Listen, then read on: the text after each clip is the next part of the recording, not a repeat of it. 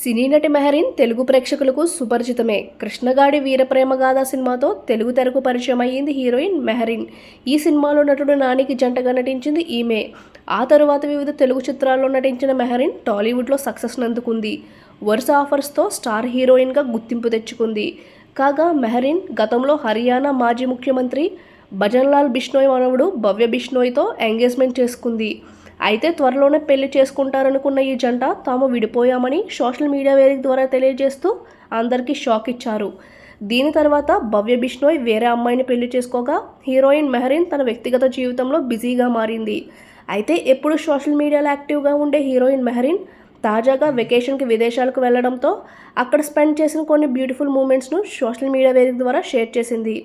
మరి heroine Mehreen share చేసిన ఆ బ్యూటిఫుల్ వీడియో మీరు ఇక్కడ చూసేయచ్చు. ఈ వీడియో కనుక మీకు నచ్చినట్లయితే వీడియోని లైక్ చేయండి. ఇలాంటి మరిన్ని వీడియోస్ కోసం ప్లీజ్ మా ఛానల్ని సబ్స్క్రైబ్ చేసుకోండి. Thank you for watching.